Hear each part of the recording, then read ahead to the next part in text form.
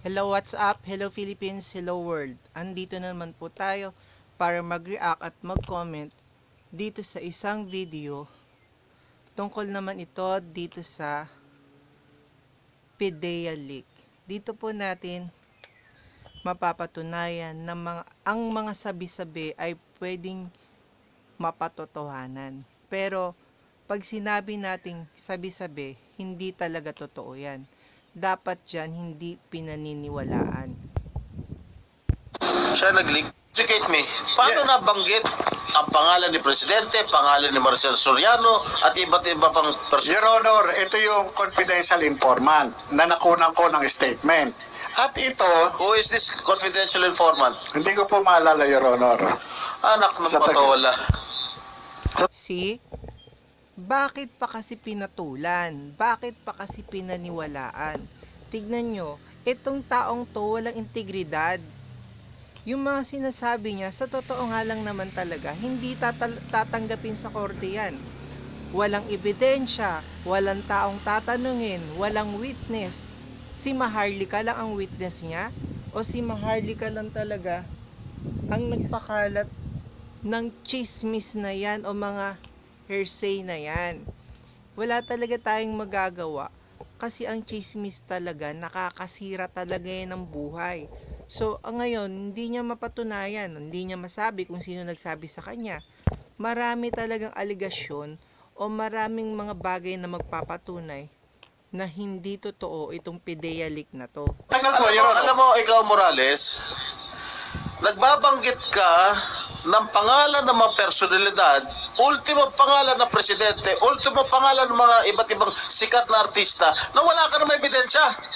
Your Honor, Sinasabi True, kasi 'di ba, may napanood akong ganyan na movie na ituturo na talaga yung taong suspect. Alam na nila na siya talaga yung may gawa, pero hindi nila mahuli-huli kasi wala silang mahanap na ebidensya. Yan talaga ang mahirap. Kailangan talaga natin maglabas ng ebidensya. So nasa ng ebidensya nyo? Yung PDEA leak na sinasabi lang ni Maharlika? Porket maraming viewers, maraming naniniwala kay Maharlika, maraming nabibilog, hindi natin mapapaniwalaan isang tao kung nagsasabi siya ng tama o hindi, kung meron siyang pinapanigan at meron siyang ipinagtatanggol. Kasi ang gusto niyang mangyari, yung pinagtatanggol niya, ang maupo o sila ang manguna. galing sa informant. Your Honor, Sandali lang. Can you just let me finish? Ang sinasabi mo, galing sa informant. Ngayon, ang sinasagot mo sa akin, hindi mo natatandaan kung sino informant mo? Ha? Am I correct?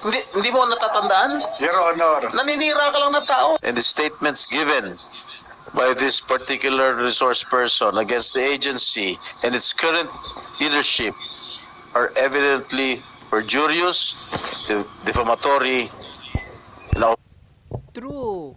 Kung hindi totoo, walang katibayan, walang katunayan, peke yung leak na yan. So, kawawa ka naman Morales. Kahit sabihin na natin na totoo lahat ng pinagsasabi mo, lahat ng ibinubulgar mo, nagkasundo na kayo ginawa nyo na yan After ilang years, ngayon nyo lang ibubulgar. Kung sino man ang nakinabang sa lahat ng ginawa nyo, for sure may pakinabang ka rin dyan. Sana kung talagang sikreto nyo yan or whatever, pero syempre kung sino dapat ang may kasalanan, siya ang managot. Pero dapat bago ka sumugod ng gera, meron ka talagang bala. Sino lang ang bala mo ngayon? Si Maharlika? So ngayon ikaw talaga ang naiipit. So wala tayong masasabi sa mga ganitong sitwasyon kasi wala naman tayo sa lugar nila. So alam naman talaga natin na may mga sikretong talagang mabubuko lahat yan. Walang sikretong hindi nabubuko. Pero kung ano man ang mangyari dito, sana lang lumabas yung totoo. Sana yung mga walang kinalaman ay hindi na madamay sa ganitong issue kasi kagaguhan na lang to Gastos ng gobyerno yung ginagawa nyo May pa ano bang tawag yan sa ginagawa nyo? Hearing pa kayo wala naman pala kayong ebidensya. Kahihiyan nyo yan at ng pamilya nyo.